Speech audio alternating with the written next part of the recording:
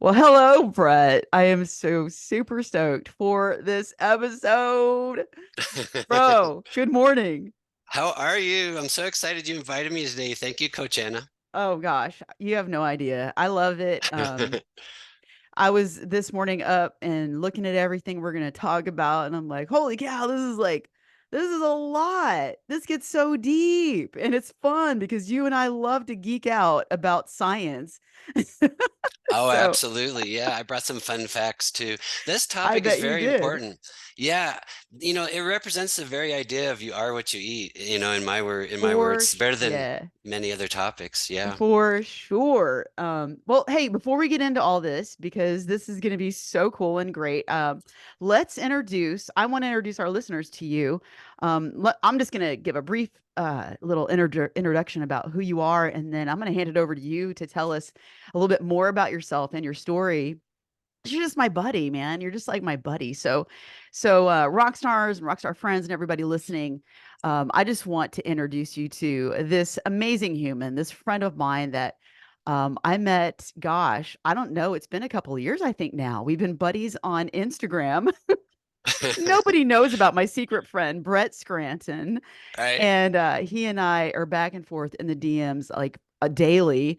The way that we met is by just mutual friendship with Alan Aragon. So thank you, Alan.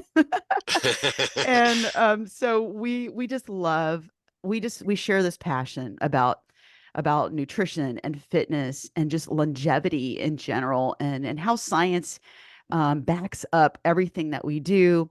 And Brett is he's just a natural, like, he just loves to study and learn and share his knowledge of actual researched studies. And he goes above and beyond when it comes to researching and science and stuff. So a lot of times I'll just be like, hey, dude, let's talk about this. Excuse me, goodness, I'm still having a morning voice here.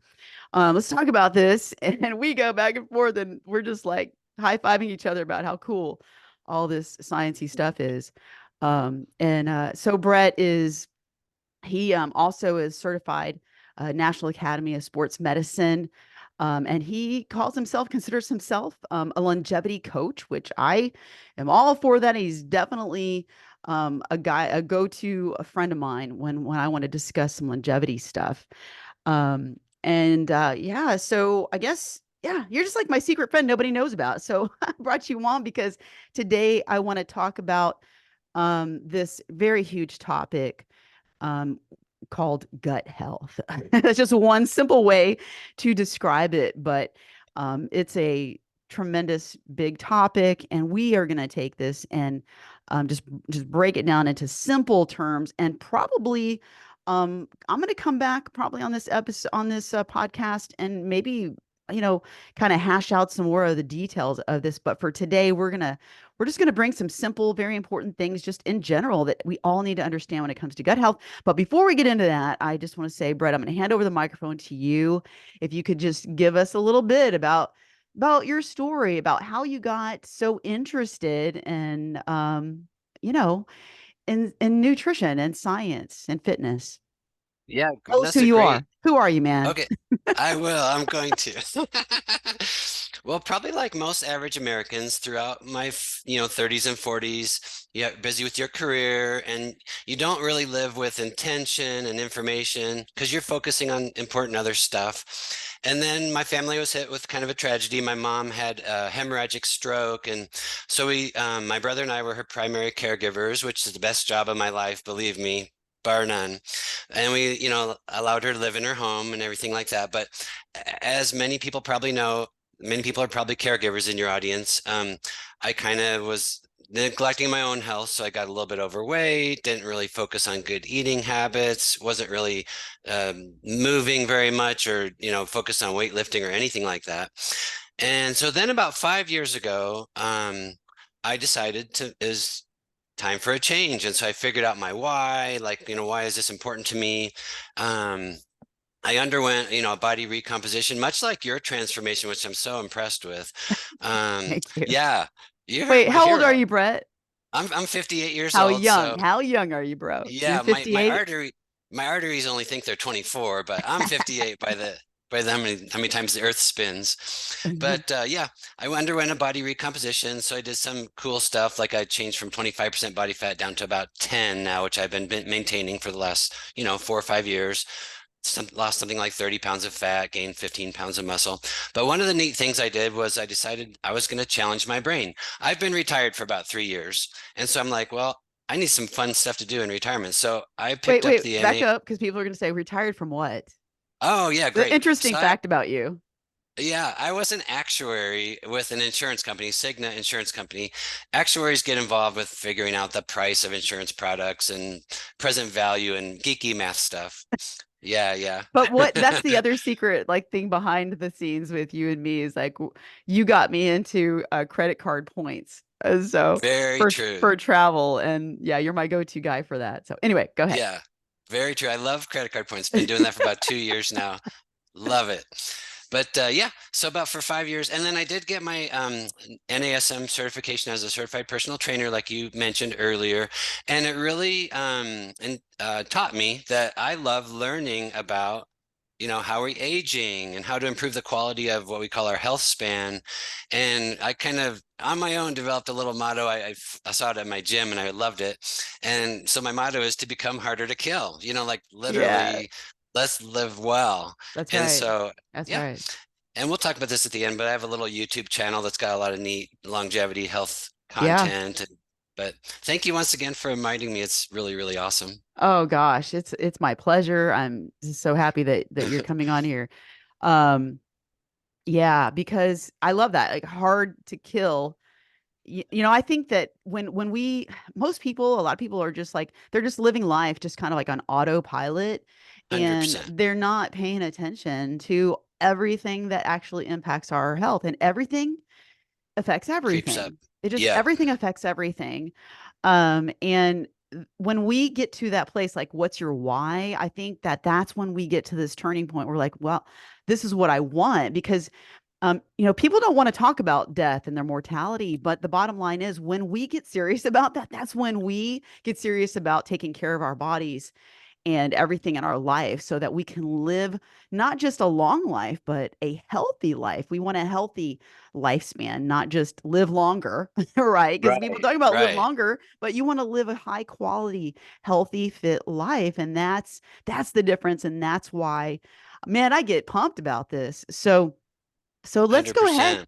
and get into this topic. Why did I want to get yes, we're talking about gut health, okay? And boy, I tell you what, my and biome, right? Yep. Your gut biome, which is the environment, the living place of all of the microorganisms inside of our digestive system. And boy, I gotta tell you on a personal note, this morning I woke up and my biome is not happy. Uncool. Was last night. Country Boy and I went out, and we went to eat, which wasn't so bad. Like where we ate, was this, I think it was a Japanese restaurant, and I had coconut red curry. Right, I love red curry. That's one of my favorite. Do you like that kind of food? I don't. I'm from You don't Iowa. care? We Oh, okay, all right. Well, it was spicy. The food was amazing. Like everything I ate was really fresh ingredients. There was vegetables. It was all wholesome foods. But afterwards, next door, there was this place, and it was called the Ninja Mochi Donut. Oh, I saw that on your story. And oh my gosh, I had this thing called a bingsu, never had before. It was this Korean finely shaved ice and it was sweetened and it had this like green tea stuff on it and it was piled with a scoop of like red beans, which that didn't go with it. But anyway, and then I had the donuts. I think I had one and a half or something, but it doesn't matter because my biome is not used to that stuff. And Yeah. so Oh my this is goodness. more and I always it's like I have what I call um I have amnesia. I call it anamnesia because I forget Because, how terrible I'm going to feel the next day. Do yeah. you have that? Do you Oh experience yeah. that too? You go with a glass of wine. Right, Exactly. man. My biome is like, what the heck did you do last night?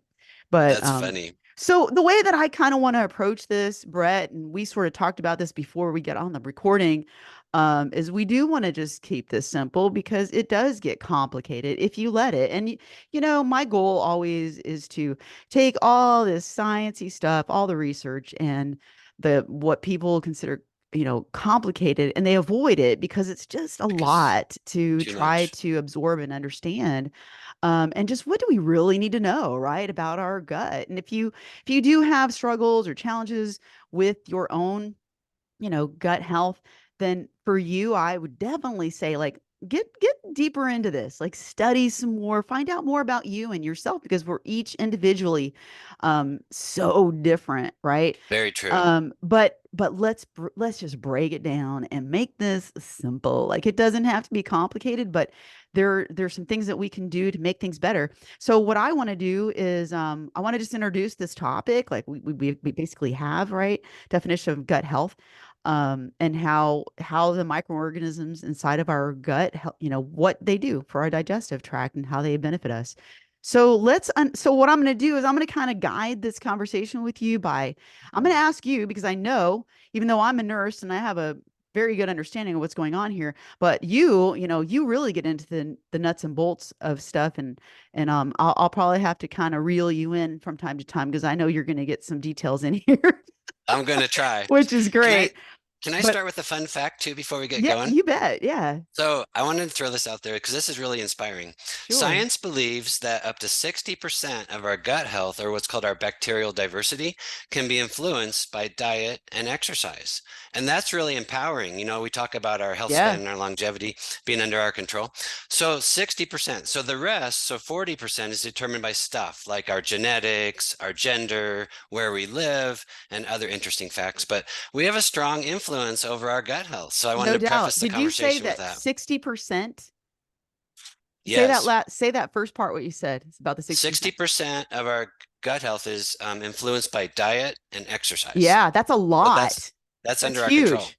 That's a Yeah, majority. That's a majority. yeah, Yeah. yeah. Perfect. Awesome. So Yeah, had to but throw that's that in. interesting because we are born into the world with our gut biome. We have got we've got a certain amount, but we've got 60% of that we have control over. So that's amazing. That's good. Amazing. Yeah. So tell us, give us, or did I say I was going to do this? Just give us a definition, a basic definition of what you would say. What is gut health? What is it? That's a Understanding. great Yeah, what is it? that's a great question. I was just looking at one of my trusted sources, which is Dr. Gabrielle Fundaro. She's a Hmm. PhD of gut health, exercise, nutrition. She had a post this morning that was really neat, and she gave a practical definition of gut health, which I thought was pretty Oh, that's cool. perfect. So it's the three D's. The letter D is in dog. Digestion, which involves absorption of nutrients.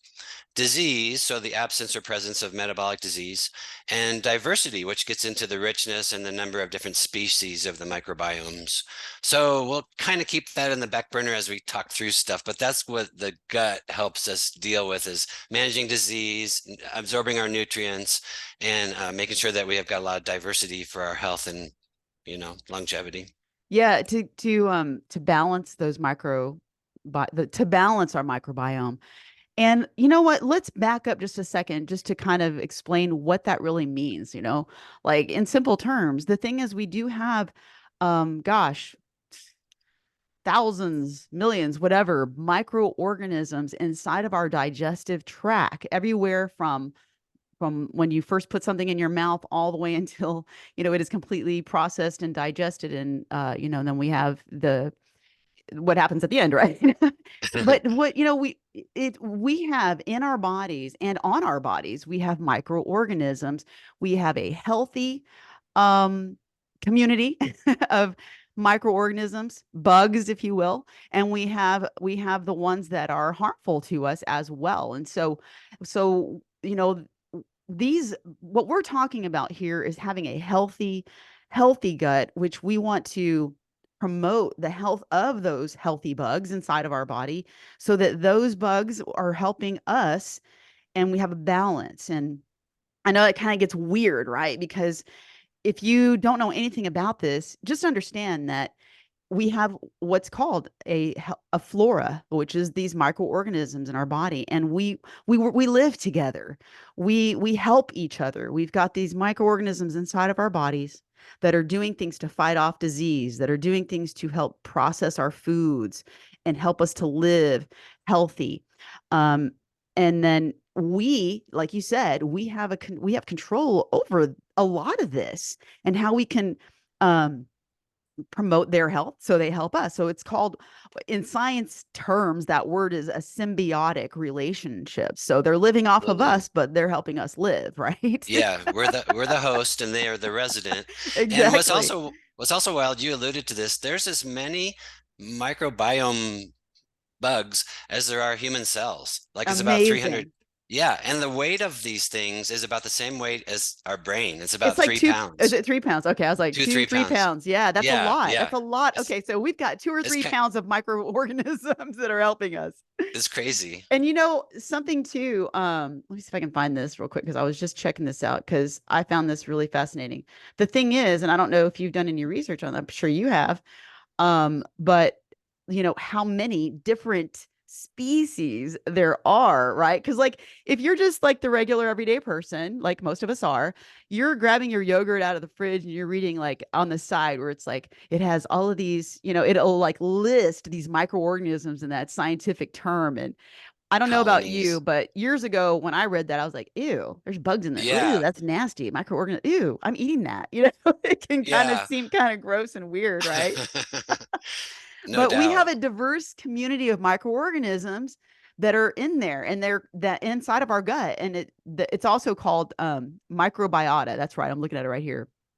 And so there are so many. Like I was like trying to find out like how many are there? Do you know? Because there's a lot, and there are words like this, like I can't even pronounce them, like No. bifidobacteria, lactobacilli, um, Escherichia, and Enterococcus. And you know what? These are all these microorganisms too. Like I remember when I was in nursing school, when I went through microbiology course, and we had to like grow this stuff inside the Interesting. lab. Yeah, it was fun. I was really fascinated with it at the time. But each of the, well, we can get into this, but I don't think we need to. But just the point that I want to make is that each of these specific microorganisms have their own job inside of our Right. digestive system, which I find fascinating. Um, Absolutely. so okay, I think that's pretty much what I want. I kind of want to just It's just say crazy. that. Yeah. Yeah. I don't think people are aware of this, but yeah, there are friends, the good ones. Yeah. So do you have our little mini outline that we were looking at, what we were going to Yeah, say? yeah, I do. Okay. So So let me see here. I think Doesn't you want understanding that. Okay, I know what we're gonna do. We're gonna go. Is it time? Did we cover that first part about exactly what it is? Now we can go into the main benefits of having a healthy gut. yeah, one thing I think wanted me to address was the couple of key terms called prebiotics and probiotics. Do you want to do that real quick? Um, Or you want to save that for later?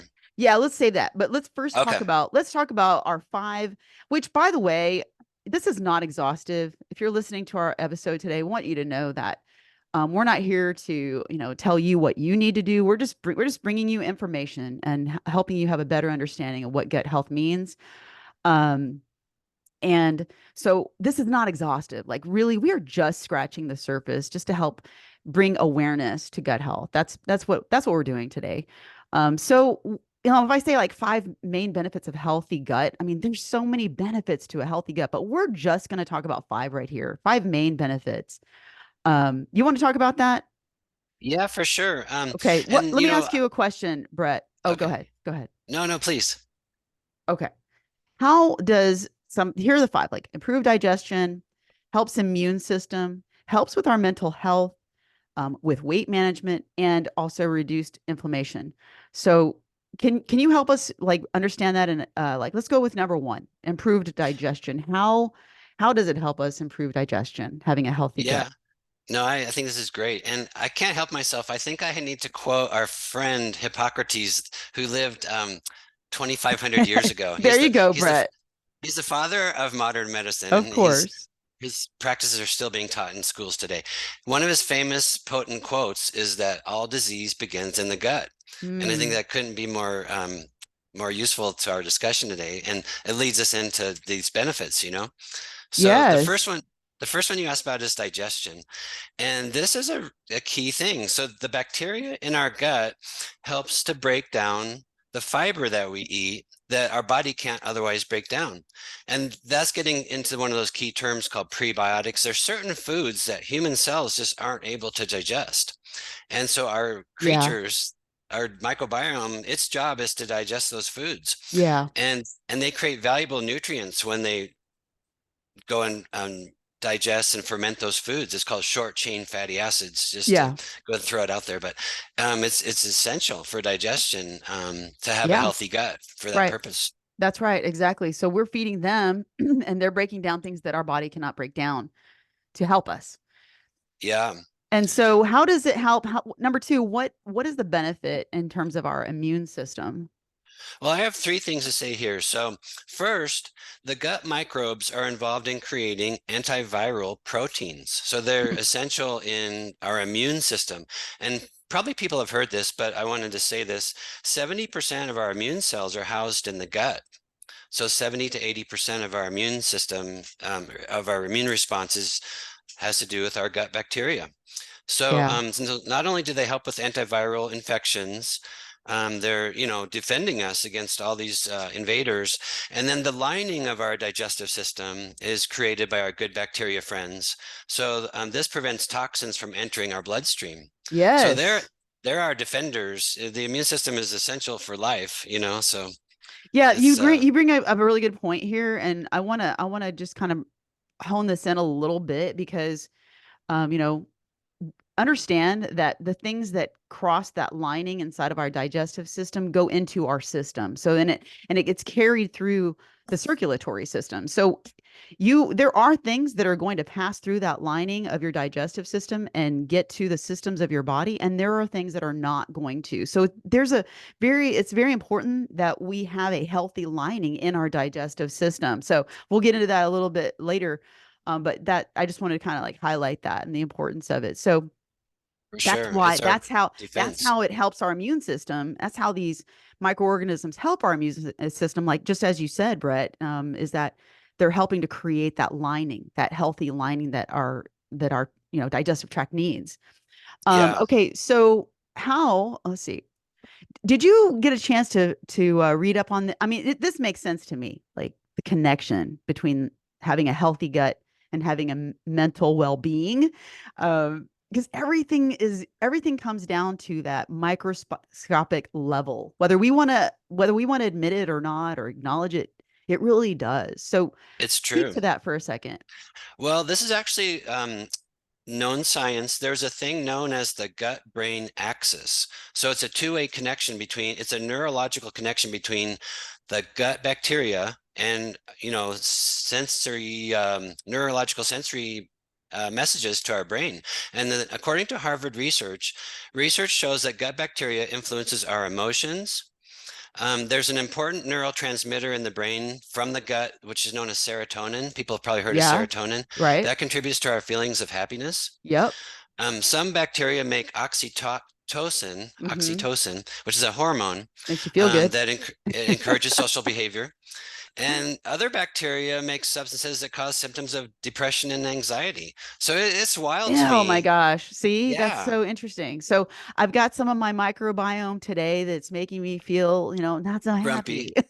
Yeah, yeah. I got to That fight that curry one. off. Right. I'm going to go for a brisk walk and get some It's like she sunshine. had Get amnesia. some, I have anemnesia. That's right. It's Yeah. wild. Yeah. So true. All right. Like I said, we're not going to get into all the details, but I just love it because Brett, you always be like, well, Harvard said. You're right. We have trusted sources. Yes, we're reading this from PubMed. Okay, no, for real. We don't just go take stuff from anywhere. Like both Brett and I go and like, well, what is this? What does the research say? And then sometimes it's like, you know what?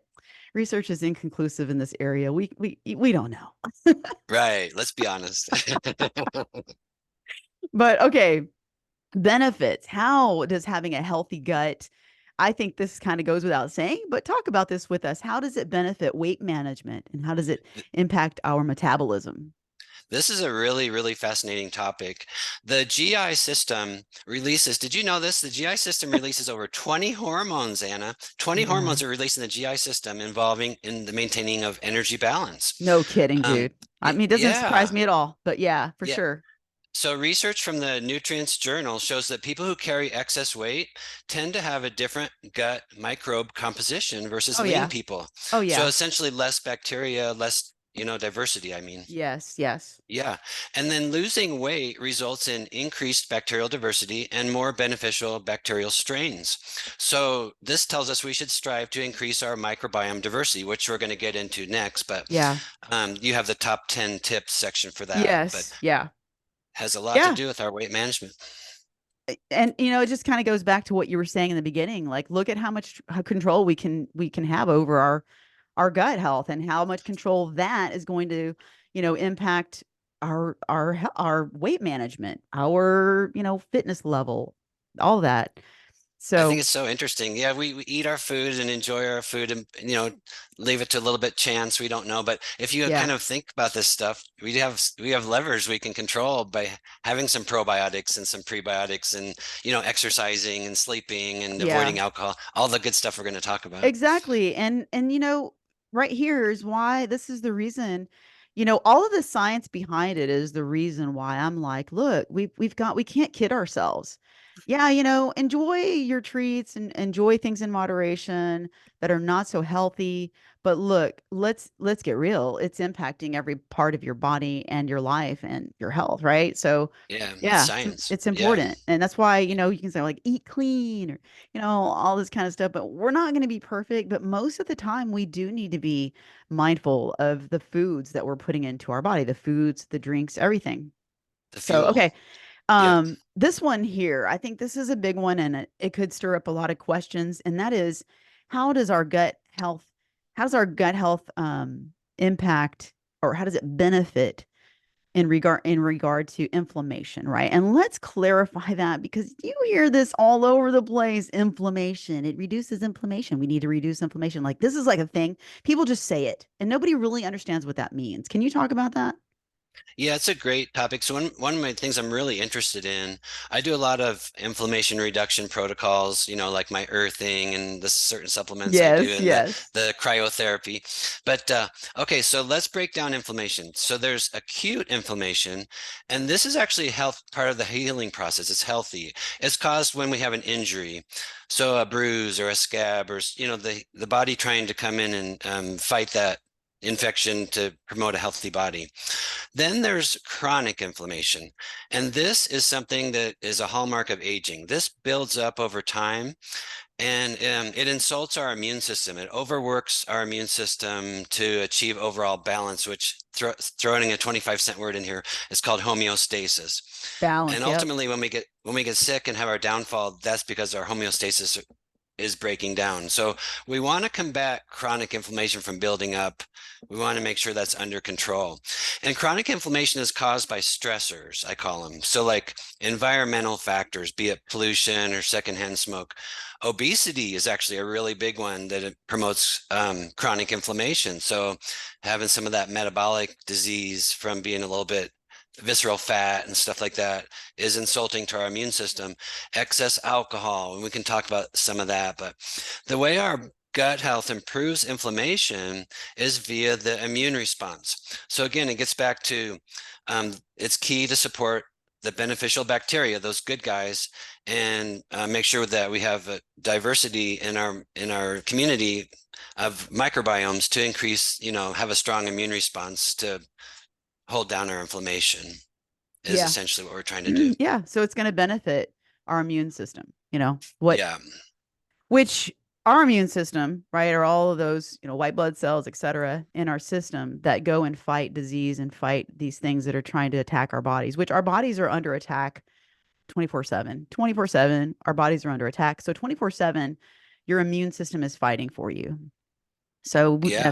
that's why it's important to be mindful of our gut health. Okay, so we're going to move on to what are we talking about now? What was it? Oh, The the the threats. We're going to the go right into that. threats. So that's a Yeah. great segue right there. So we're going to talk about the five most, like, again, this is exhaustive. So this isn't all of them, but we're going to talk about five most common threats to our gut health. What are the things that are threatening our good bacteria in our gut? And so number one, this is one of the top ones, and sadly, the American diet is filled with this, and that is processed foods. So, can you talk about what you've studied and what you've come across as far as like, well, what is the reason that processed foods are such a threat to? Y- And well, first of all, what do you how do you define processed food? Like, Yeah, let's talk really. about that. That's a What is great processed question. foods? Yeah, You know what really. I mean? Well, It's I, I I didn't tell was, you like, hey, we need to talk about it, but we can make it simple. Like processed foods are yeah, just not they're not whole foods. They're not foods that just came out of the ground or have a mother, yeah, right? They are processed, which means they went through a mechanical creation in a factory with chemicals and additives, and things that our body are just not used to. It's our bodies were not intended to ingest these things, these synthetic things. So exactly. And I they just threw that out surround, there. that's perfect description. They surround us and they're yummy and they're bad for us They're not healthy for our in body. excess. Yeah. Right. It's like if you So think it's about going into the grocery store, um, the foods that are non-processed, okay? Take a look around. Those are all those fresh vegetables, all those fresh fruits. You can, go to your your meat sections, those it's not processed stuff. Like this is stuff that's you can grow or you can breed, basically. exactly. Yeah. Yes. So the processed foods and sugary foods are things like fried foods, refined sugars, where that you talked about the refinement process of baking, high fructose corn syrup. So, did you know that you can get ketchup if you pay a little bit of attention? And I did this the other day. You can get ketchup that has no high fructose corn syrup. Yes, you And in can. Europe, that's all they sell. It's just that in our Interesting. country, yeah. And so I have it in my refrigerator now. It tastes just as good in my own opinion, and you're Really? avoiding something that's terrible for you in excess, you know. Yeah, right, right. It's all about frequency and dosage. This is the thing. Like, listen, if there's anything you get out of this today, like realize that there's a lot of things that are unhealthy for you, but it has to do with the frequency and the dosage that you're taking it in. But you know what?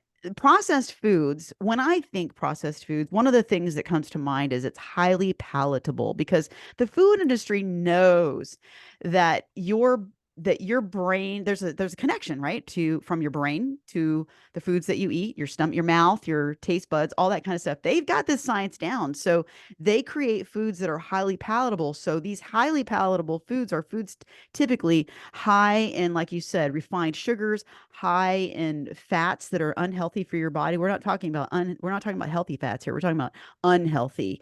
Yeah. So I just wanted to throw that in Also there. on the list is processed meats, any kind of thing like hot dog and deli meats, ice Yes. cream, baked goods, frozen dinners, anything that's yummy that's convenient. Yeah, right. Okay, But uh, cool. but Yeah. So what what's these the foods reason? do, Yeah. Yeah. yeah, they lead to metabolic disturbances and basically they create an inflammatory response. So there too, we want to hold that down. Inflammatory response is going to keep our immune system busy to put out that fire or whatever. So by avoiding these foods, we're having a stronger immune response for real problems versus self-created problems by, eating these terrible foods. Isn't that interesting? It kind of makes me think about like these healthy microorganisms inside of our gut, if they're busy fighting diseases and fighting this processed stuff that we're putting in our body, they're not going to have the energy to do the other things, which That's is to just it. create um that environment that we need. Yeah. Helping the lining, helping breaking down the things that we need for our body. They're busy fighting stuff, so they're not able to do the things that they need to do to help us. So that's Well, the point. well stated. Yeah, I love that. They're All busy right, putting out this fire, so then they're not. right, yeah, they're Yeah, taking you're putting them over. They're working overtime to be in the fighting position rather than in the offensive position. Um, absolutely.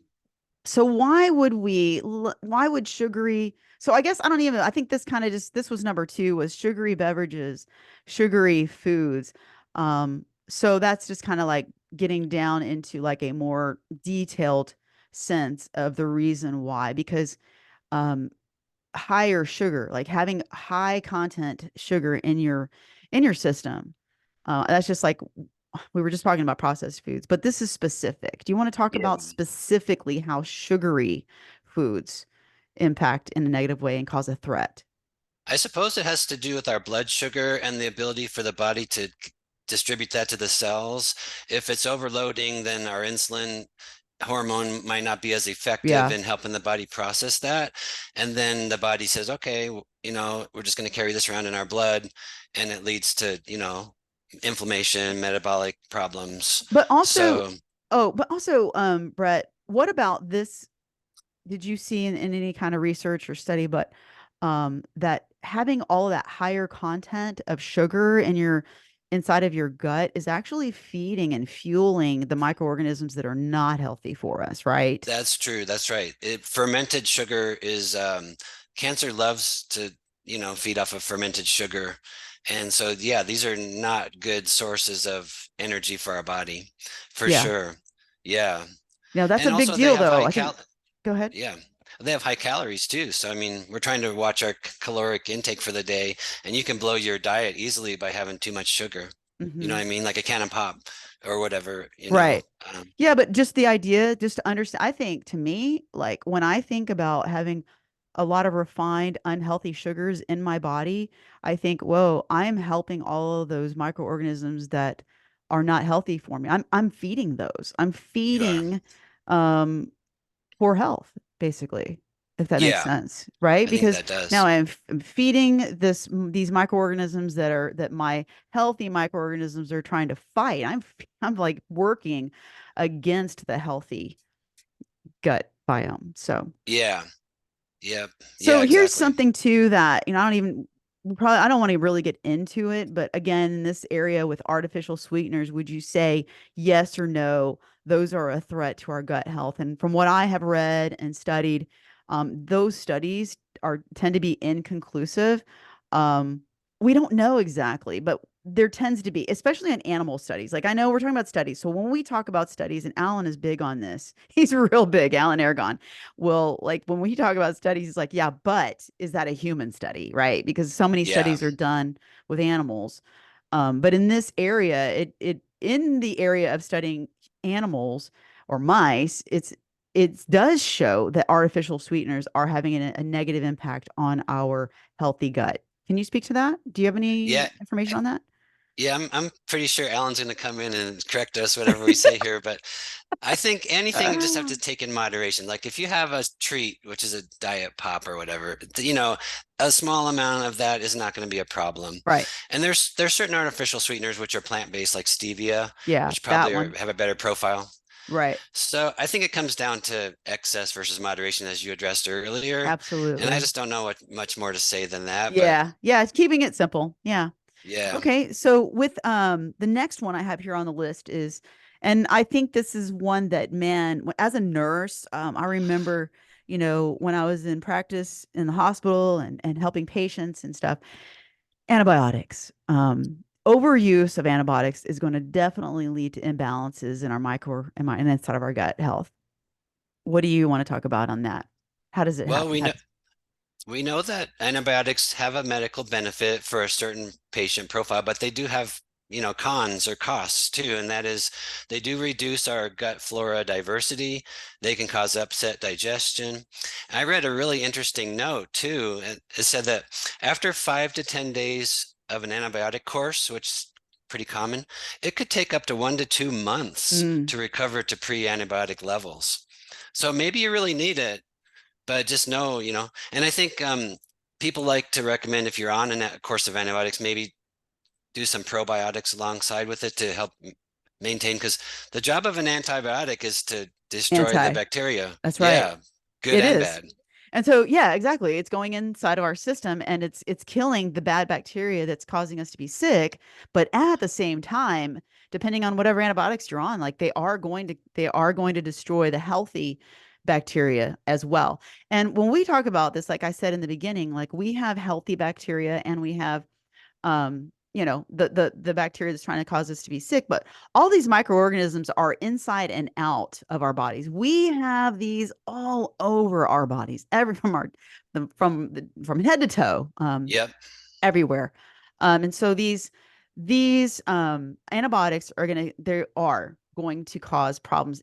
And so let's just specifically speak to the digestive system, but just understand that if you are taking antibiotics chronic, like frequently, you're destroying healthy flora, healthy microorganisms in your body wherever these are, which As women, it's true. They can cause like yeast infections, and they can have an impact there too. So it's just understanding why it's important that if you are taking antibiotics, that you need to fight against this by making sure that you get extra, probiotics, Drugs. Yeah. prebiotics, all those kind of things in your diet. And we're going to talk about that too. Or is that on our list? I think it is. Okay. It's going Yeah, to it's come in down our to for 10. improving Yeah. or maintaining our health, our gut health. But Yep. yeah, like that's important to understand that antibiotics are going to, and here's the thing too that it can, it's just a point, uh, it's a frustration for me is knowing that, doctors, and it's not every doctor, right? But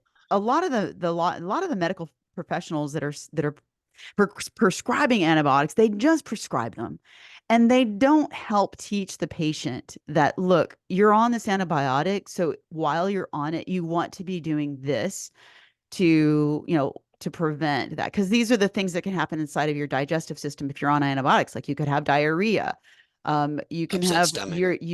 upset stomach, cramping, all these kind of things. So depending, right? Because antibiotics where that's just such a broad word. Like there's so many antibiotics that are doing different things. So Yeah. all right, we'll get into how you can help prevent that if you are taking antibiotics. But the next one here, and I know that this is a big one that you like to talk. I like to talk about this too, and that is how excessive alcohol is a threat to our gut health. Don't get me started. I'm Oh just boy. kidding. Let's get started. We know that alcohol irritates the stomach lining. So there's that barrier that's going to protect us from outside invaders. So that's going to signal an inflammation response. So alcohol increases inflammation. Yes. It reduces our stomach's ability to destroy bad bacteria. So you're kind of encouraging the bad bacteria colonies because we're not able to control them. And of course, we know it insults the liver and the brain because it's a chemical called Sure. ethanol, which is made in hand sanitizer and gasoline. And Right. It's poison. so It's toxic. I We already know don't that. know what to say. If it's toxic to our parts, then we know it's toxic to our healthy microorganisms. Yeah, Um, yeah, destroying that lining, that's the big one, right? Because yeah, then it's going to allow these all invaders bets that are are inside off. of our digestive system to get into our system and make us ill. Which like I said earlier, and I'm going to mention this again, we have these healthy microorganisms all over our body, but inside of our digestive system, we have different species that are inside of our mouth for breaking down foods, and we have them down in, going down through our esophagus, we have them going into our stomach area, then going into our small intestines, and then our large intestines and the colon. All of these different parts of our digestive system have their own specific species. So I just felt like I just needed to say that just for our general knowledge. You know what I mean? Yeah, it's a great reminder. So let's talk about, this is going to be great. So now we're going to talk about here are 10 tips, 10 of who knows how many tips to improve and maintain your gut health. Number one, diverse diet, which you mentioned earlier, right? Let's talk Yeah. about it. Well, what we want is a colorful palette. We want, when we eat our food, we want to introduce a number of different colors. Dark reds, greens, oranges, yellows, what have you. And don't even just think fruits and vegetables. Kind of varying the variety of your proteins is also good. Seafood, lean meats, etc. So we know that every fruit and veggie has a sales pitch, so there's not much to say there. But the idea is that the increasing the color variety is really important for the nutrients, essentially. And, so that's kind of a general diet advice, you Right. benefit from fiber and polyphenols, all the fun words like that, but Yeah, those are the um, nutrients. the micronutrients rather than macronutrients. But yeah, and Very whole true. grains, varying your different whole grains. Yep. Also, your brown rice. Like I like to eat, chickpea. I like Oh chickpea. yeah. Oh Um, my guess. what else? The legumes. Yeah, Um, and here's a fun fact about legumes. The blue zones, which are the 5 centers in the world where the most centenarians live, 100-plus-year-old people, they yeah. eat 4 times the amount of beans that we do on a daily basis. Yes. Yeah. I was staying away from beans for a long time for the reasons we all want to stay away from beans, which is Microbiome. like calling the gassy, causing gas. But I recently started to try to increase my legumes, my beans in my diet. Because yeah, the fiber and there's just so many micronutrients and being so healthy for us. So They are. yeah. Yeah, I was on a little campaign for a while where I set a can of beans out by my vitamins, and it was hashtag beans or vitamins. Yeah, right. All Yeah. right. Put them in your front in center site and you'll address them Yes. better. Yes. Yeah. All right, cool. Let's go into number two, probiotic rich foods. So we have two and three. We're going to talk about probiotic rich foods, why probiotic and why prebiotic and what the difference is. So let's talk about probiotic. This is the one we talk about the most. People kind of understand the importance of adding these foods, these probiotic rich foods. Examples. These are two key terms in the whole discussion of gut health. So probiotics are fermented foods which contain live microorganisms. So they promote the good bacteria colonies in our bodies. And I've got a list of examples. So probiotic foods, most people know the most common one, which is yogurt. Yeah. So this is one of my daily evening snack rituals. I get my Too Good, it's TWO good yogurt, and I put some blueberries on it. It's delicious. But anyway, besides yogurt, there's a I liquidy love form of yogurt. yogurt. Everyone love. Hopefully, most people Not love yogurt. everybody, Not but not I do. everybody. Yeah. The next one is kefir, Kefir. It's a kind of a more of a drink, so it's like a liquidy yogurt, and those are really yummy too. Yeah. And then there's other fermented stuff, which is interesting, like kimchi, which is like Mm-hmm. Oh fermented yeah, cabbage. cabbage. Yeah, stuff like that. Sauerkraut. There's a yummy drink that's kind of fizzy called kombucha. I love It's like, kombucha. I yeah, drink my 50 kombucha. calories. It's got a Yeah, little bit of stuff in the that's bottom. right. That's the live bacteria. And miso. And there's one called tempeh, which I don't know too much about those, but I know they qualify as healthy probiotic foods. When we say fermented foods, we want to make sure we're not talking about wine and beer because those are Yes, fermented as well. right. Talking about healthy fermented Yes, foods. right.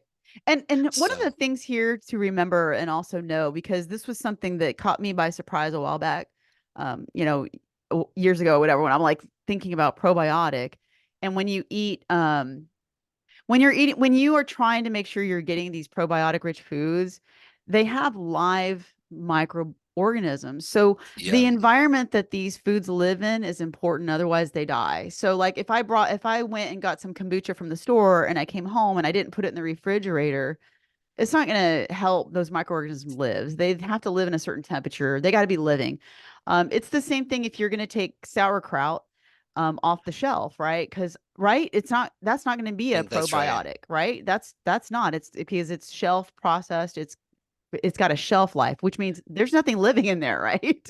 That's right. Same with pickles. I think only certain pickles are considered probiotic and, Yeah. So if you're going to be yeah, getting these kind of things, make sure that you are getting them read the refrigerated. They're going to be in label. the Yeah. refrigerated section and it's going to say on the label that this is what's in this content inside your yogurt, inside your sauerkraut, whatever healthy fermented foods you're eating, you want to get those from the refrigerated section. Absolutely. If you want to have the healthy living microorganisms. Okay. Prebiotic foods. This is a really interesting one. So this concept was introduced relatively recently in 1995. And so prebiotics, contrasting that with probiotics, prebiotics is soluble fiber. So just think of it as fiber. That's all it is. Hmm. But it cannot be digested by human cells. So prebiotics are digested by our gut bacteria or our microbes. So Yes. this food specifically resists the acids of the stomach. So it kind of passes through the stomach without getting digested, and it's metabolized in the large intestine. So I say this is the feast of choice for our microbe friends. This is what they really want. And this is they ferment this stuff and it metabolizes into what's called short chain fatty acids, which are really good for managing our blood sugar, our weight, controlling certain diseases. So it gives us tremendous health benefits. And I brought a list of prebiotic foods. It's not all exhaustive, but it's, a few good examples. So peppers and onions, if you think of going to Chipotle, if we have those where your people live, get peppers and onions, fajita vegetables. Those are prebiotic Yeah. Yeah. Beans or legumes. That's one of the best examples. Asparagus, oats, like have some oatmeal. This is going to be prebiotic for you. Some nuts like almonds, apples. So I program an apple. I throw it in my car every day. I like try and have one every day. Psyllium husk, I just learned Hmm. this recently, is a great idea for prebiotic food. It's also, a great idea for extra fiber if you take psyllium husk, either powder or capsules. And then bananas. So certain things like that. So, you can kind of do your own Google to get the foods you like. Whenever someone says, what's the best vegetable? The answer is whichever one you like the best, right? Because every vegetable has a sales pitch, like I say, but certain vegetables are falling into this category of prebiotic where they really are digested by our microbiome. That's the soluble. Let's just take a side note here to explain the difference between soluble and insoluble fiber, because I think people need to understand it's not just fiber. Because and that word kind of makes sense, right? Soluble, it means it can be dissolved in water, right? Right, And insoluble means that it cannot dissolve in water. So the insoluble fiber are things like you're saying, like the whole grains, the nuts, the seeds, and specific vegetables. Those are insoluble fibers that your body does not break down. right. And the soluble helps with things like cholesterol and so heart health and stuff like that too. Yeah. So are you saying, just for clarification, that the insoluble fibers are the ones that are broken down by No, it's the other, prebiotics are the right? It's the soluble. other. Yeah, Yeah, that's right. yeah, Okay. That's why, yep, yeah. Hmm. Makes sense. yep. And there's an RDA for how much fiber we need. I think for women, the goal is about 25 grams per day, and for men, it's more like 35 to 40. But there's no real goal breakdown between soluble and insoluble that I could find. But it's just a Yeah, goal. just But make sure you're getting fiber, and also be careful about, and this wasn't even part of our planned discussion, but I think it's worth talking about real quick. Just making sure you're getting plenty of fiber in your vegetables and your whole grains. Your body needs them, but also if you're not used to them, you want to titrate, which means slowly bring that into your diet over time. Don't dump a bunch of fiber in your diet at one time. Your digestive system is not going to like that at all. You could get yeah, bloated, lots of gas in your system, so you want to increase that slowly over time. And yeah, that makes sense. And only 5% of Americans get the RDA of fiber, which is it's true. shocking to Isn't me. that that's crazy? And fiber in our diet is also helping us with weight management because it helps you stay Absolutely. full. Yes. But the thing is, yeah, if you don't even know how much fiber you're getting, like Brett just said, like just kind of think of the idea of like getting at least, somewhere in the neighborhood of 25 grams of fiber a day. Start paying attention. Like how you're not going to know how much fiber you're getting unless you're actually paying attention to how many grams of fiber your foods have. So I want to challenge you, if you're listening, to start counting how much fiber you're getting every day. So everything you eat that day, like look and see. And if you can't find it on a label, and just research it, how much fiber does XYZ have, and start counting. You'll be surprised, but you really need to have this fiber in your diet. So it's just important. It's important for your body. It's important for your digestive system and all of this, because your microorganisms are really happy that you're feeding them this fiber. And that's how they break Absolutely. down this breaking down this fiber, creating and helping that environment inside of your digestive system to protect you, and help you digest and break down the foods that your body needs for your health. Oh, mic drop, man. No, fiber's so important. Like people just don't Very. understand. But yeah, don't overload your Yeah. body with the fiber. Slowly. Bring it in slowly. What are we moving on to the next thing? Because we talked Yeah, about maybe exercise. Yeah, probiotic and prebiotic. yep, And we did. I'm not going to go into this because, but here's the thing too. With the prebiotic, like you, I'm just adding to this. You want to make sure that you stay hydrated, and making sure you're getting plenty of water for that fiber to work through your system. Because if you are just eating too much fiber, you're not getting enough water in your system. Your digestive system needs the water to help move things along, or you're not going to be, yeah, you're not going to be moving things along. Going to have bottleneck in there. Ouch. Oh, okay. Did we just not? Oh, and also, we're not gonna, I don't think we're gonna talk about this. Are we? Talk about Which one? whether or not we need supplements. Are we gonna talk about it at the end or not? If we have time, we don't need to. Let's just mention it right now, real quick, because Okay. we're talking about prebiotic and probiotic, and people are out there buying all kinds of pills and Yeah. powders and thinking that they need to have these supplements. Do we need them? No, according to Dr. Fundaro, the PhD gut health expert that I interviewed, Yeah, regarding probiotic supplements, experts agree that for otherwise healthy people, they are not necessary. Now, right. for certain people that have certain conditions, Yes, Crohn's and stuff, yes, very helpful, but not necessarily otherwise. right. For in general, if you're in general good health, like you're getting a variety of healthy foods, vegetable, all that good stuff Foods, that we're talking about, then you're not going to need to have a supplement. So don't complicate your life with all that. agree. Okay. What number are we on? Well, it was number four. I Number was talking about number hydration. five. Yeah, Okay. you were. Good job. That was number four. We skipped it because I have it written in a weird way. But Interesting. we already Oh, talked I about it. see. Make sure you're We did. hydrated. Make sure you're Yeah. hydrated because it's going to support your digestion and it's going to help with nutrient absorption. Get your water, people. Get your water. Okay, number five, regular exercise. How does physical activity actually promote a healthy gut environment and why? This is it. This is exciting. So Yes. exercise helps promote healthy bacteria, which is going to lower our inflammation and increase our immune response. How do you ask? Well, you kind of brought this up earlier in the talk, and that is you and your gut are two different symbiotic processes. So you're sharing this host body. The microbiome is continually reacting to both the food you fuel it with and how you move throughout the day.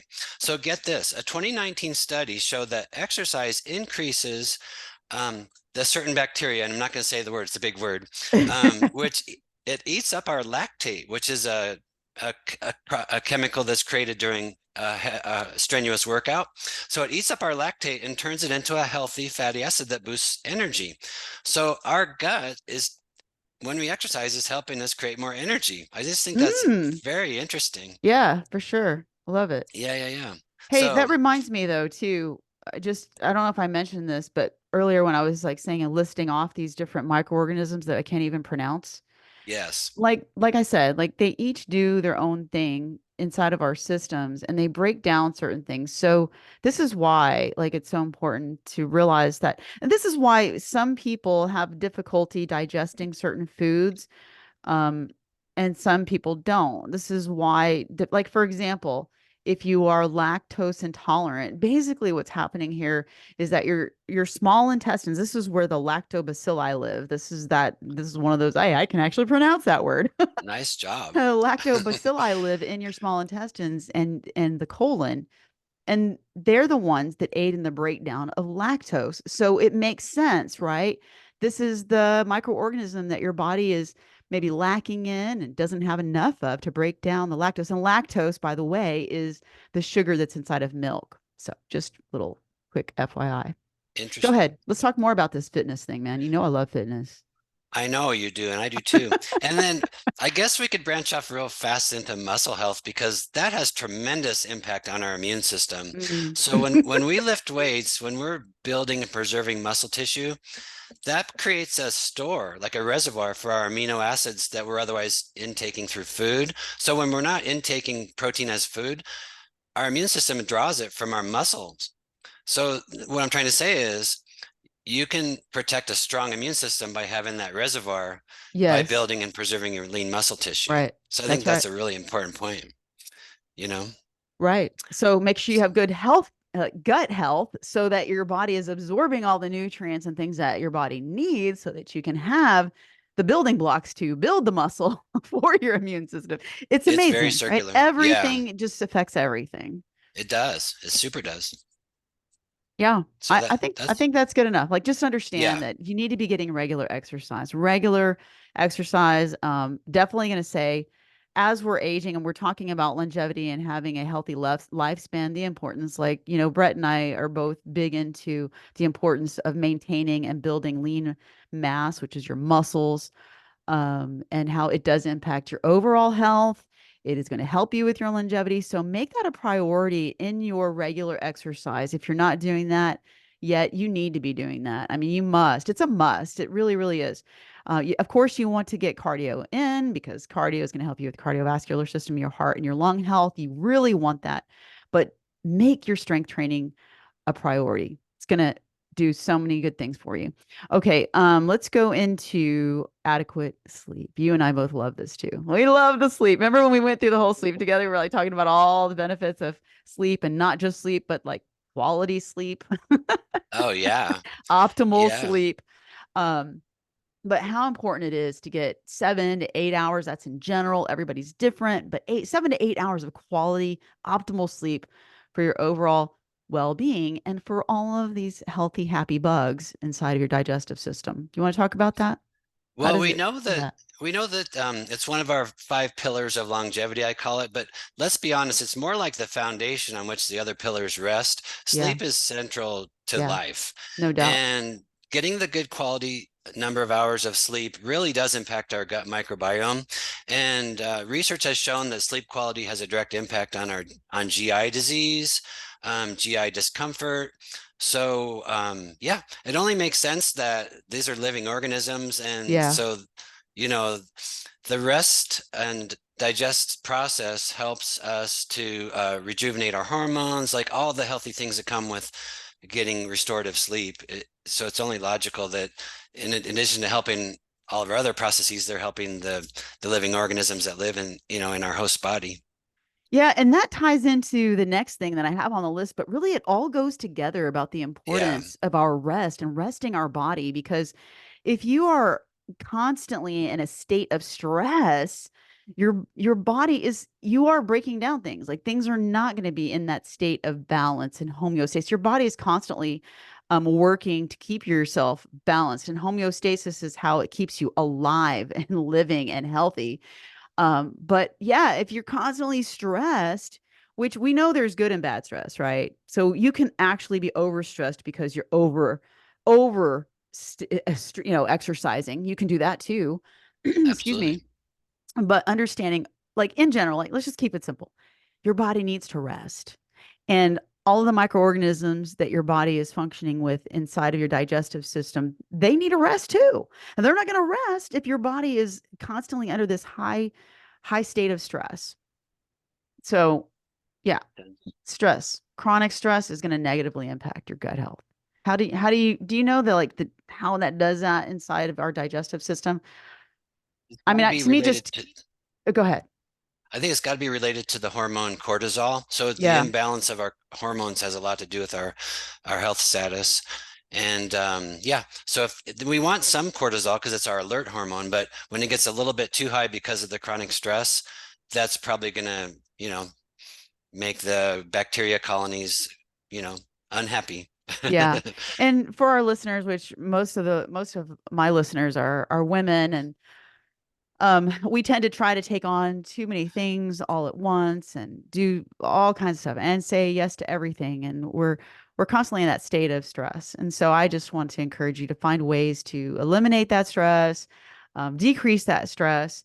And also, when it comes to exercise, finding a balance for your body and where you're at with your body. It's going to be different for each and every single one of us. You know, some people have worked up they're like, I know if people are watching me on my stories and social media, it probably looks like, and even my husband thinks like, you're always working out, but I'm not. I have a very healthy balance in my own personal routine. Yes, I'm 53. No, I'm not like most people at 53. Sadly, because most people are not taking care of themselves in their fitness in the world of fitness. But wherever you are in your body, don't compare yourself to somebody else. But what I do want to say is that pay attention to this stress level in your body because you're going to be doing yourself way more favors if you are giving yourself the rest that you need. And just like Brett said, it's that rest and digest instead of that fight or flight response that your body has. We have both, but we want to find that balance. Absolutely. All right. What are we on to now? What was our what Number number are we on? 7, Oh, I number think. 7. That's the stress Yeah. management. Yeah. Oh, I'm sorry. Then number 8, 8 and 9, maybe. Kind of lump those Oh together. yeah. Drugs.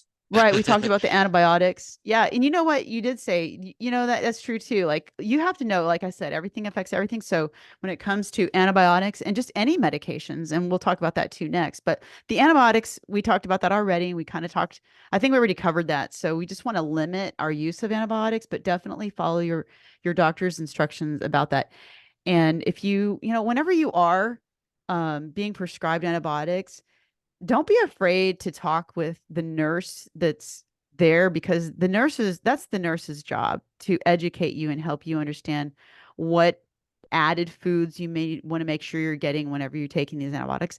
And at the very least, even if you go to your pharmacy and you're taking medicine you're getting prescribed medication, talk to the pharmacist. The pharmacist is going to tell you. And I'm not talking about the person just doing the transaction with the money. Okay. Get the pharmacist over there, discuss this medication and how it's going to impact your gut health.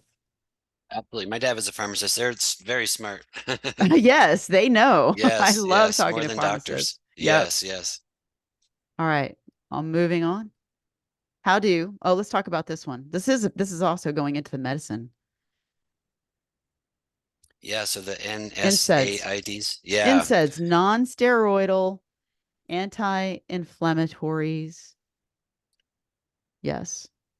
Well, I think the general conversation here is that our microbiome does have that gut brain axis. So there are communication neurological signals between the gut and the brain, and one of them is pain response. So if you have some pain symptoms, maybe cranky low back or headache or what have you, yeah, it's probably real. And maybe sometimes you need to reach for those tools, the NSAIDs. But managing a healthy gut bacteria, balance probably will help you with pain management too, so that you can kind of back down from some of those tools. You know what I mean? So some people might overuse them as a crutch Yeah. Well, versus kind of, what is an NSAID? Non-steroidal anti-inflammatory drugs. Like we're talking about I'm like gonna ask, I'm gonna ask, ibuprofen. But yeah, oh, you know what? Okay, as a nurse, I have to say this because yeah, thank you. the reason I have to say this is because people don't understand the difference. And I'm gonna just gonna make it real simple. When you're gonna be taking like ibuprofen versus Tylenol, there's a difference. Ibuprofen is gonna be an anti-inflammatory. And like Tylenol is going to be for your pain, like to help you. But I know ibuprofen can also help you with the pain. But here's the thing I want to say: when you get something off of the over the counter, Motrin, Aleve, Tylenol, these names, that's a trade name. Pay attention to the label of your medications. Turn it around and see what it actually is. Because just because it says Tylenol, you don't know what that is. Tylenol. What's Tylenol versus ibuprofen? What's ibuprofen? It's a Motrin, right? But okay, Motrin is ibuprofen. That's the point I'm trying to make. Okay.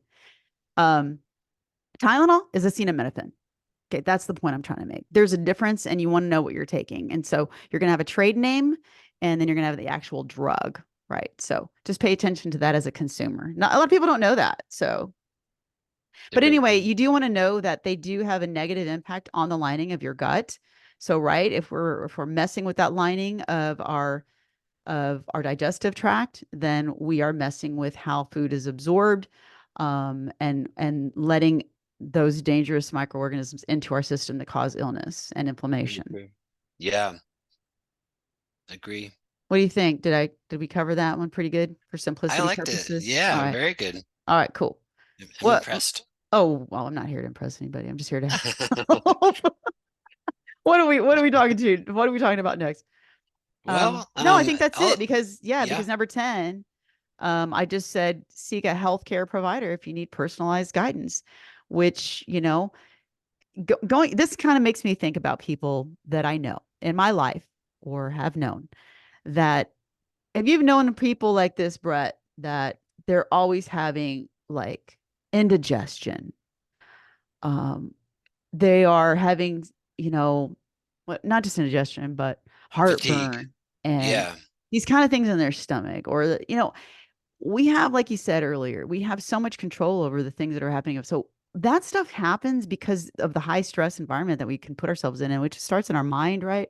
Like it's a state of mind too. Like there's so many things that we can do, but I'm thinking about how if you have trouble in with your gut health, with your digestive tract, start paying attention to all these things that you're putting in your body, the foods that you're eating, the drinks that you're drinking, and what the frequency and dosage is, because you right. can actually find ways to help your gut become more efficient at digestion and absorption of the nutrients that your body needs. And so don't just throw it off like, well, I am this, I am lacto intolerance, or, I have this, but some of it, we're all different. And so this is why it is personal. It's personal to you. So don't be asking other people, well, when you eat this or you that, does that happen to you? Who knows? Everybody has a different biome, environment, digestive biome, right? So you need to figure this out for yourself. For example, I know that for myself, I can tell when my gut is becoming more acidic based on foods that I've been eating, or if my stomach has become more base, which means it's not acidic, and I know it's not digesting my food. If you're taking extra Tums, that's going to create that environment in your body that's taking away the acids. But we do need a balance there. We need a balance of that acid and base in our digestive system, and it's personal. This gets really complicated, but to keep it simple, pay attention. Pay attention to the foods, and you can eliminate certain foods and see, does that help you? And don't just eliminate it for a day. Like, take it out of your system for maybe a week or so. Just see what happens, right? We're our own science experiment on an ongoing basis, and we're each our own very unique individual, um yeah, That's a body very good point. I system. love that we're all so different and unique, and it's so interesting to me. Your medical background's been very helpful to explaining some of these, ideas to people too. So I appreciate that very Oh, much. it's very I'm pretty much simplifying. I'm doing my Yeah. best to just kind of simplify. This is what I love about it, Brett, because even throughout all of my educational history, I'm just that person that's like, wow, this is so cool. This is fascinating. I love this science stuff, but I am like, okay, so what do I really need to know? Yeah, I'm busy. Let's just break it. Let's make this simple. What do I really need to know? I need to know basically these things. It's neat to know. It's so fascinating to me that our bodies are just so intricate. Yeah, they're just so, I don't know, complex. We have a Absolutely. complex being, systems that are living, breathing, everything inside of our body. And all this stuff really does matter. And I love what you said about Socrates saying how it starts in the gut, right? But Yeah. our food is medicine. We really can control so many things with our activity level and what we're putting in our food in our bodies. This is Yeah. If you it's put it's waffle fries exciting. in your if you put waffle fries in your gas tank, the car's not going to run very good. So why do you think it's going to make you run very good? I know. I mean, I might be crazy, but when I'm thinking to myself, if I ate XYZ, like last night when I had that donut, then I had that mochi donut, and I'm thinking to myself, okay, that was like refined flour. I'm sure there were probably some trans fats inside of that. And I mean, I'm the weirdo that's going, oh, on a micro level, what's happening inside of my gut? Oh my gosh. But Yeah. that's what keeps me mindful. That's what keeps me driven to take care of this one body that I have right now, right? Because so many of us have gone through years of abusing our bodies with lack of taking care of, like lack of activity, with putting in all the things that our bodies do not thrive on. We have abused our bodies over the years. Let's be honest. But we can make a difference and improve today. It's not too late to improve your health today by knowing this and by taking one step at a time to improve your gut health. Yeah. Yeah, and I think we've talked about this before too, but when we're like less than 40, when we're in our 30s, we're kind of invincible with our hormones and our age and our youth. We can have those alcohol drinks and donuts and go to work the next day and be cheery. Yeah, But this kind of changes when you turn 40, 45, 50. So you have to pay more attention you to do. how your body works and how to operate it the best way possible. Right. Because we are slowly dying. Like that's just the facts. Yeah, there's no way out. There's no way out. We're all going to end up there. But we can live a lot more quality if we do it right. Yes, we can. We Yes, can yes. definitely. Well, that covers it, man. We've been over an hour on this, and that's just pretty much scratching the surface. But this was really fun, Brett. I appreciate it. I It was really amazing. appreciate you, and it's so much fun to talk about this kind of stuff. I really hope this has helped our listeners. Would love to hear any feedback from you on maybe how this helped you or you learned something new. Leave a comment or even send me social media, tag me somewhere, take a screenshot of our of you listening to this and tag me. We'd love to hear it about it, and I can tag Brett also. So speaking of that, Brett, you started, which I remember you were writing for Will, a coach that helps men. You were writing all the time. And man, I'm like, dude, you're so great with this science content. And I was like, what are you going to do with it, Brett? Do you remember me nudging you? What are you going to Yeah, do for with all sure. this wonderful education and information that you have that's so helpful? I mean, yes, you're writing, like you're great at that, but what are you going to do with it? And I think I told you something like, hey, how about a podcast? Do you remember me telling you that?